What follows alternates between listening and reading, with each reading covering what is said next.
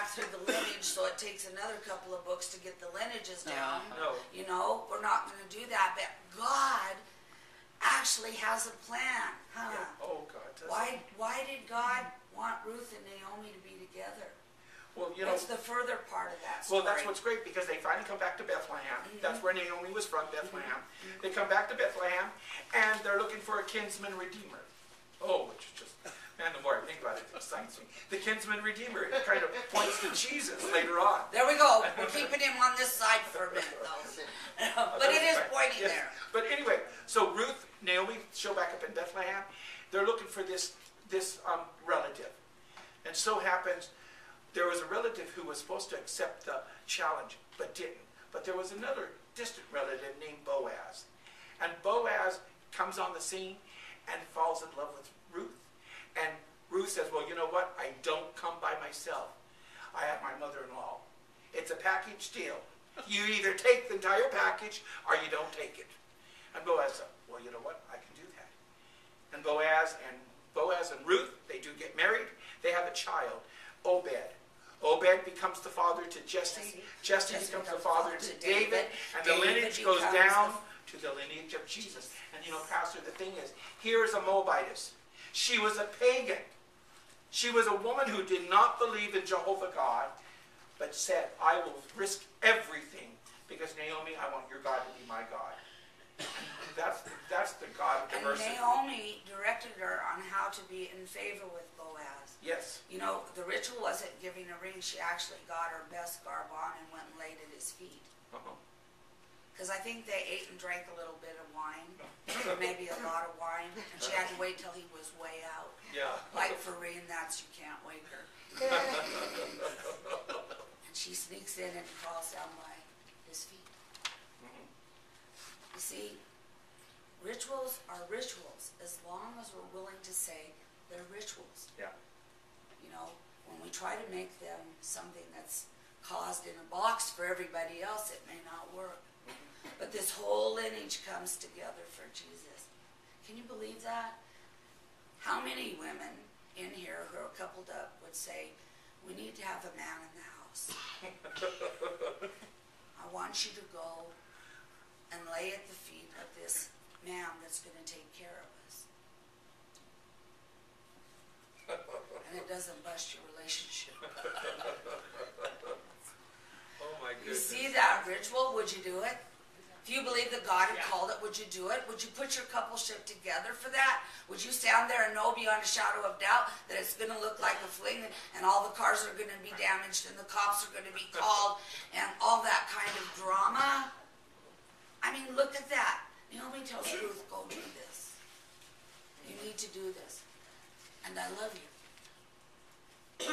You know, that covenant is a long stretch. It is. I think all of us can look at our relationships and see they maybe need a tune-up. You know, Ricky didn't have a very good love of lesbians when he came here till he met me. Actually, I was an honorary lesbian in Missouri. That's because I did whatever the lesbians told me. Yeah. And I got along with all wonderfully. You know what? I found this cute story. As Valentine's Day approached, I tried to think of an unusual gift for my husband. When I discovered that his favorite red pants had a broken zipper, I thought I had the perfect Valentine. I had the pants repaired, and I gift wrapped them. And on the package, I put a huge red heart in which was printed, "My heart pants for you." I was the surprised one when I saw the same heart taped to our formerly empty but now overflowing wood box. And on it he had written, "Would you be my Valentine?"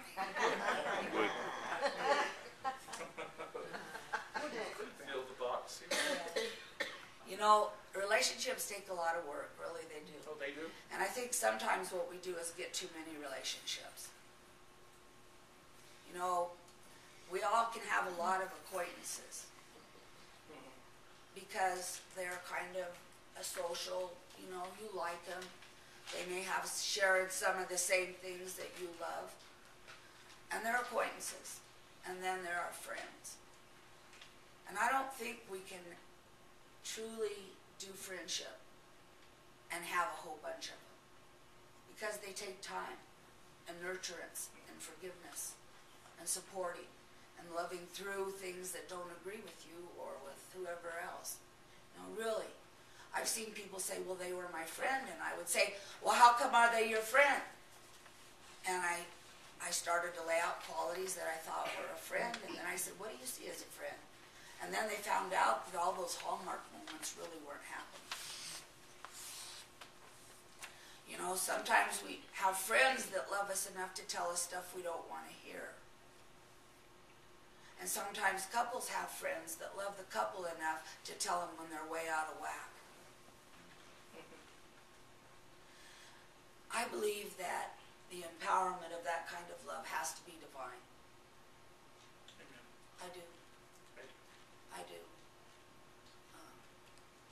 Ricky's one of my best friends. I believe that co-pastoring could happen, but what I'd seen as an example did not work well. Oh, same here. You know, they ended up, you know, having a senior pastor and then having the youth pastor or music, and it somehow was set that there wasn't mutual for both people. But I did believe that it would happen. It took a long time, but truly we have each other's back, because if we didn't, you'd put mom against mom or dad against dad or whatever you define us as. We know you try to do that. We're real smart on that. Once in a while I can say, well, go ask your dad, Ricky. You know, but that we wanted that relationship to be a model. We don't agree with each other theologically sometimes, and sometimes we don't see eye to eye on stuff, but we have to go through it. We have to find out, just like when you find out that you really, really love someone. You know, when you find that out and you're willing to walk that extra step and that extra mile. This is a much more loving congregation than it has been. Well, good. Amen. It is. Amen. You guys care about each other. Amen. You know, and there's things that you do with each other, and there's things that you are learning how to model that love for one another. The old way doesn't work. The only other caution that I can say is when you get a few double-digit numbers and you get a little bit sleepy, find a therapist. Because that's a rough time. And when you need help, don't be so proud that you think you can't reach out because you have all the answers. How many of you came from a great home where everything was lovely? I plan to only see one hand. There you go. He's an anomaly. There we go, too. Did they model good relationship skills to you? You know, so we are a miracle. We are a miracle. We are. A God that is inclusive. A lineage of people who brought forth to look to Christ. Wow. I think we're here to be an example. You know, I want to encourage people, if you're nervous, sit back and relax. God is not concerned about the gender of your spouse or your friend or whatever.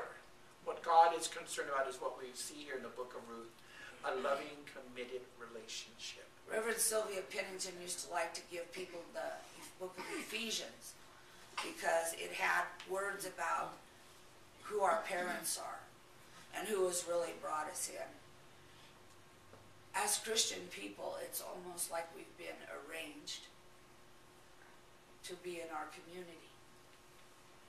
As they pointed to Christ, we point to Christ coming back. Mm-hmm. And that our love story is important. Well, it is. It's important about who we loved and what we did as an act of love. And I found this perfect thing for Reen, even though she's in the hospital. Sounds like me. The lingerie store where a friend of mine works was crowded with shoppers on Valentine's Day. Gifts for their partners. In walked a young business person to the register with a lacy black negligee. My friend noticed the next customer, an elderly farmer, was holding a long flannel nightgown. Practical, keep you warm, pull it up if you're too hot. And it kept, glancing at the younger man's sexier choice. When it was his turn, the farmer placed the nightgown on the counter and said, "Would you happen to have anything in black flannel?" Oh, And I guess you're saying that Irene wears flannel. Yeah. Black. Wow. Ruth and Naomi is an awesome love story. It's easy to read.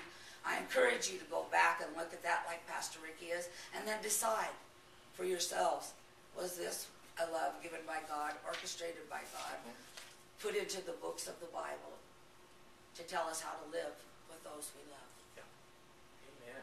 Happy Valentine's Day. amen.